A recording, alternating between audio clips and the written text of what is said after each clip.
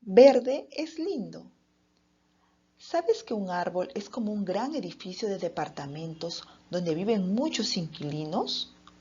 Hace años se realizó un conteo de seres que habitaban en un árbol de encino y se descubrió que sobre él vivían 30 especies de aves, 200 especies de mariposas nocturnas y miles de insectos, todos en un solo árbol.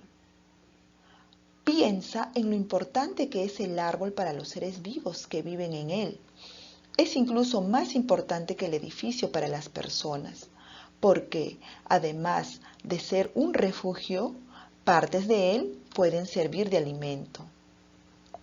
¿Qué pasaría con los inquilinos si se quemara el edificio?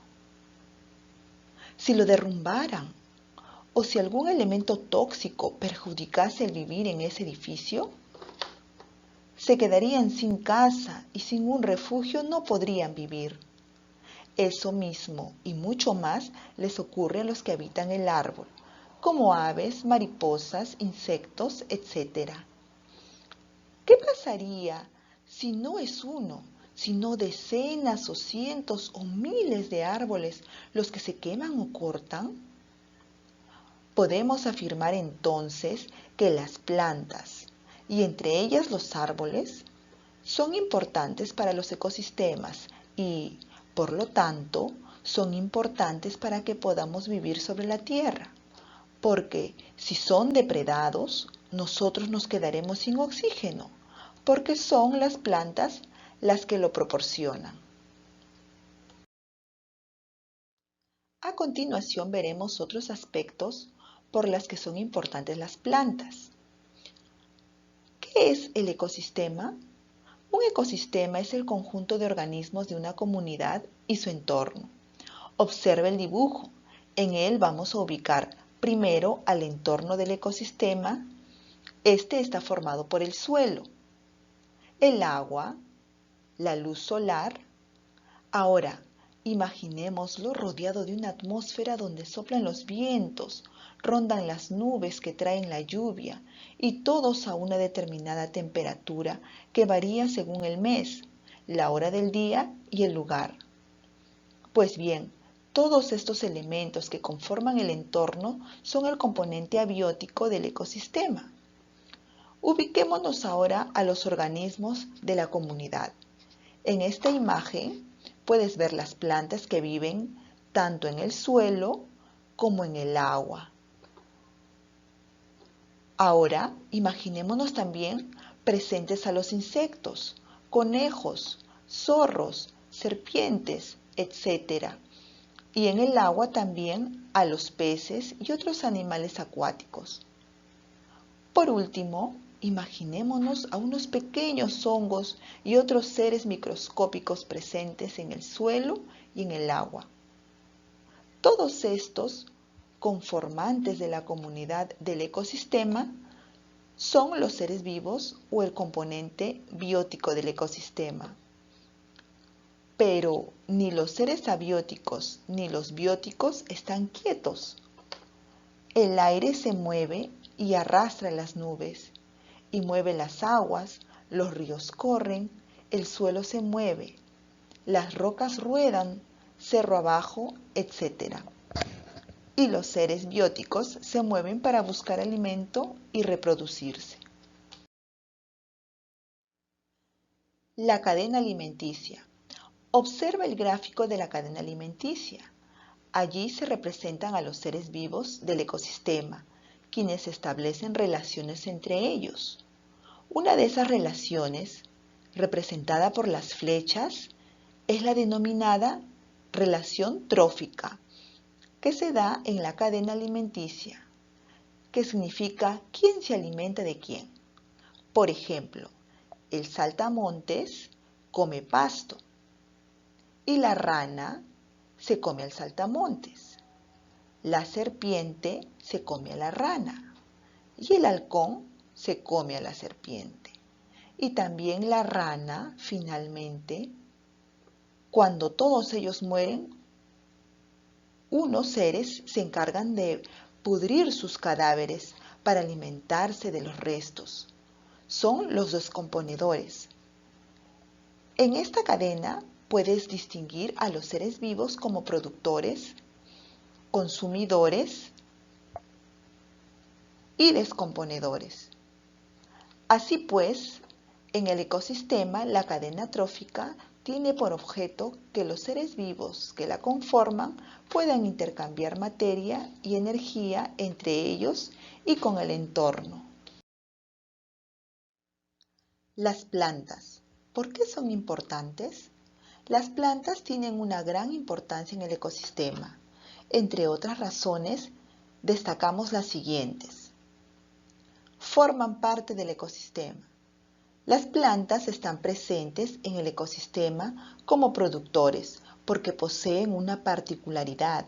Tienen partes verdes, hojas y algunos tallos, que son las fábricas del alimento que producen a partir de materiales inorgánicos, el dióxido de carbono, CO2, y el agua, H2O, utilizando la luz solar como fuente de energía. Las plantas en la fotosíntesis almacenan energía en los alimentos que fabrican y desechan el oxígeno. Más tarde, el material almacenado lo utilizan para construir su cuerpo y la energía para desarrollar sus funciones. Dan origen al ecosistema. ¿Cómo se genera el ecosistema? Solo imaginemos un espacio abandonado, limpio y húmedo. Al comienzo, allí solo crecen pequeñas plantas silvestres. Después de mucho tiempo, crecerán árboles coníferos como los pinos. Y al final, tras mucho más tiempo, crecerán árboles robustos formando un bosque. Esta cadena se denomina sucesión y esta puede tardar cientos de años.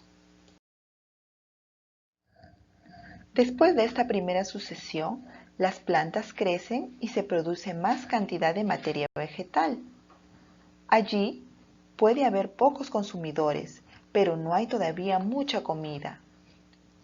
Cuando el ecosistema llegue al máximo de su crecimiento, el clímax del ecosistema, recién podrá haber más consumidores.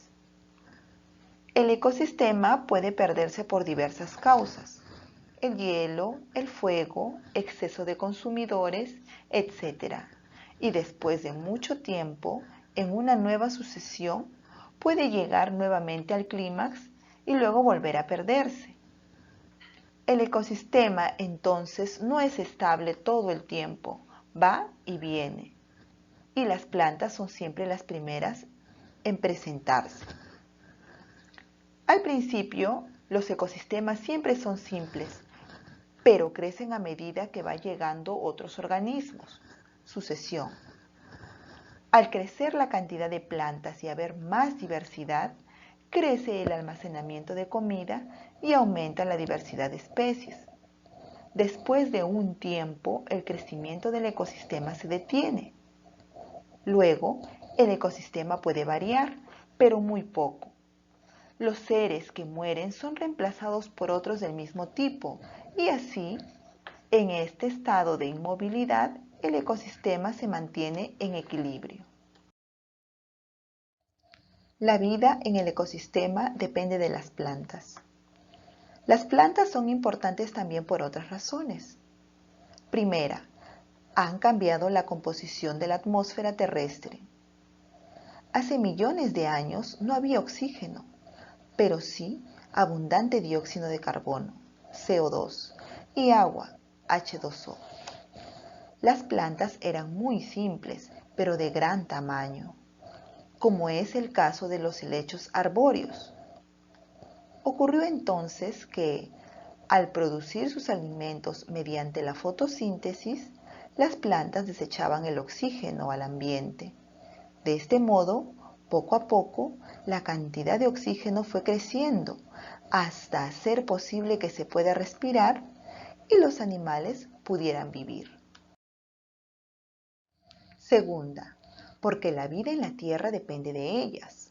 Los humanos, al igual que el resto de los animales, nos alimentamos de plantas y de ellas depende nuestra existencia. nosotros comemos todo lo que procede de los vegetales. Veamos por qué. Primero, comen los herbívoros, que toman e incorporan en sus cuerpos el alimento elaborado por las plantas. Por ejemplo, el conejo come la zanahoria, o las larvas del cangrejo comen pequeños organismos vegetales que flotan en el agua. Los herbívoros son devorados por los carnívoros. Los carnívoros se comen unos a otros. Al conejo se lo come el zorro y a este se lo devora el lobo. En el mar, las larvas de los cangrejos son devoradas por las sardinas y los atunes se alimentan de sardinas. Así pues, cuando los humanos comemos carne de algún animal, esta procede de un animal que se ha alimentado de hierba. Y cuando comemos alimentos vegetales, estos han sido producidos directamente por las plantas. Esta lectura tiene como fuente o referencia bibliográfica el libro del autor Howard Odum, que es un biólogo y ecólogo.